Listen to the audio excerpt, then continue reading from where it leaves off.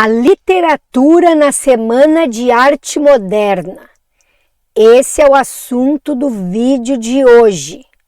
Para quem não me conhece, eu sou a Prof. Kátia e nós vamos falar sobre escritores famosos que participaram da Semana de Arte Moderna, com a exceção de um artista, de um escritor que eu trouxe aqui.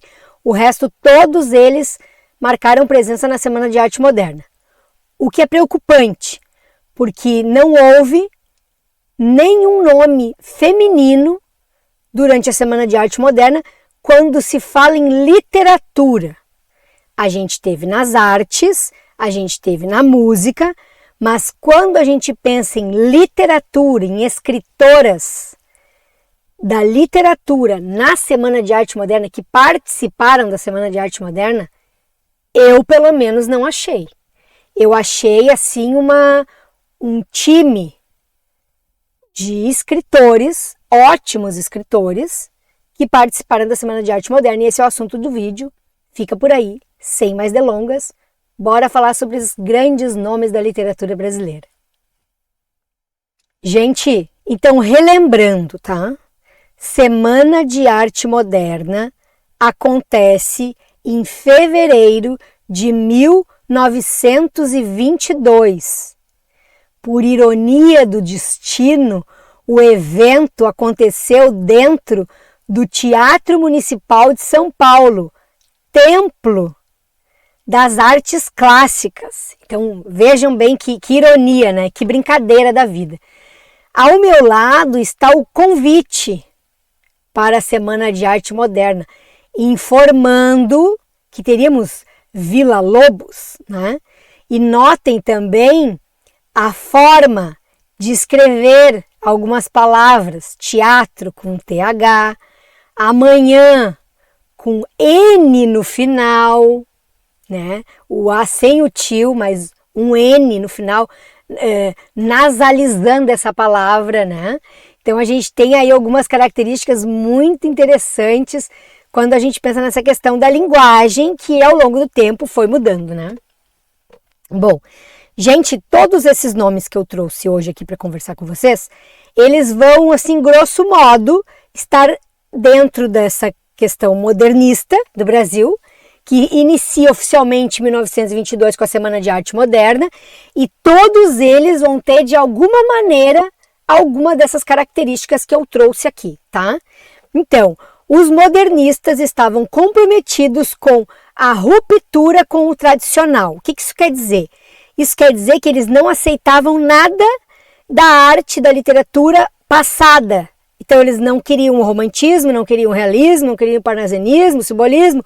Embora, quando a gente pensa em romantismo, a gente tem uma leve aproximação, quando a gente pensa em realismo também, quando a gente pensa em simbolismo também. Mas isso vai se modificando ao longo das gerações modernistas do Brasil. Esse vídeo ele vai tratar do início do modernismo. Então, no início do modernismo, eles eram muito rebeldes. Muito assim, eles não queriam saber de passado tradicional, tá? Então, soneto e outros tipos de texto, assim, mais engessados, né? Os parnasianistas, então, eles odiavam.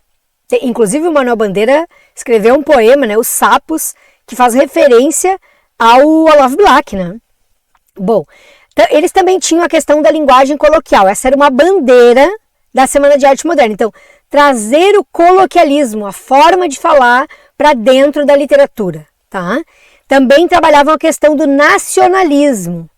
E quando eu falo em nacionalismo, eu estou falando assim em pensar as coisas do Brasil, as cores do Brasil, no caso dos pintores, a fala brasileira, as lendas brasileiras. Então, com relação a isso que eu estou falando do nacionalismo, tá? E tem a questão da inovação também, porque ao mesmo tempo que eles eram nacionalistas, eles beberam das fontes, das correntes europeias. Então, na arte, né, cubismo, surrealismo, fauvismo e o abstracionismo. E a literatura também vai beber dessas fontes. Então ela vai trazer muitas modernidades, o ritmo do verso mais acelerado, né? Então toda essa questão do futurismo, por exemplo, vai impactar muito na questão da inovação que vai ser apresentada durante a Semana de Arte Moderna e que vai correr a literatura brasileira dali por diante, tá?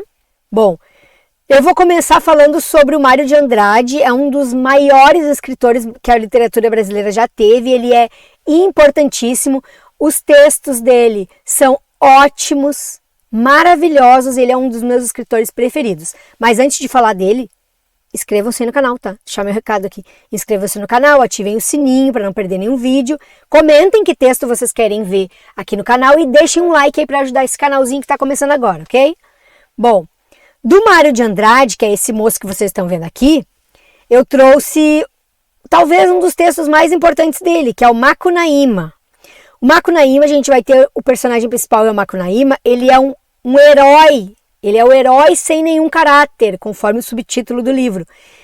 O Mário de Andrade, gente, ele era um estudioso das coisas do Brasil. Não é à toa que teve uma época da vida dele que, ali por 1920 e poucos, 24 por aí, ele pegou a viola dele, forma de dizer, né? Colocou na sacola, convidou um grupo de artistas e andou pelo Brasil. E é daí que a Tarsila do Amaral pega a referência para uma das fases da pintura dela, inclusive.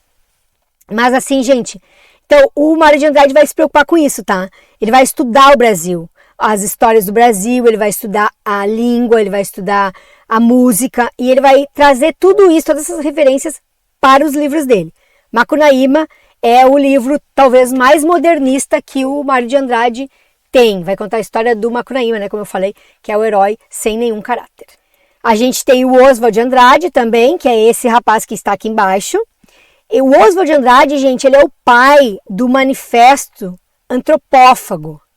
Ele é o pai da antropofagia cultural na literatura brasileira. Vocês viram que eu coloquei o quadro, não, é aqui, né? O quadro da Tarsila do Amaral ali, o Abapuru. Então, a antropofagia cultural está intimamente ligada com esse quadro. Esse quadro representa o manifesto antropófago. O que dizia nesse manifesto? Dizia o seguinte, ó. Dizia que o artista brasileiro moderno tem que beber das correntes europeias, mas ele não tem que fazer um copia e cola. Ele tem que pegar a influência e transformar isso em uma arte brasileira, tá? Então, hoje a gente está falando de arte, música e também de literatura. Notem que eu estou trazendo os pontos mais importantes de cada escritor, né? Manuel de Bandeira não, Manuel Bandeira é esse senhorzinho que vocês estão vendo aqui. Esse carinha não participou da Semana de Arte Moderna, mas ele mandou um texto que talvez tenha sido um dos mais famosos da Semana de Arte Moderna, que é Os Sapos. É um poema que faz uma crítica aos parnasianistas, ao Olavo Bilac, que briga por uma linguagem e um verso mais fluido. O Manuel Bandeira, gente, as principais características dele é trazer o cotidiano e a subjetividade para as poesias dele. E principalmente cotidiano e subjetividade dele, né? Não assim exterior. Porque ele é um poeta que vai sofrer de tuberculose e ele vai trazer muito isso para dentro dos textos dele. Como é o caso desse poema que vocês estão vendo aqui, que é o Vou-me embora para Pazárgada, tá? Em que ele vai falar em uma outra terra, né? Terra da antiguidade, em que ele é feliz, porque lá ele não tem tuberculose. Depois a gente tem o José Pereira, da Graça Aranha, mais conhecido como Graça Aranha. O Graça Aranha, gente, ele é um dos textos mais famosos da Semana de Arte Moderna, que é a emoção estética na arte moderna. Ele rompe, né? Ele, embora tenha sido um dos fundadores da Academia Brasileira de Letras, ele vai romper com a academia devido ao formalismo dela ali pelos anos de 1924.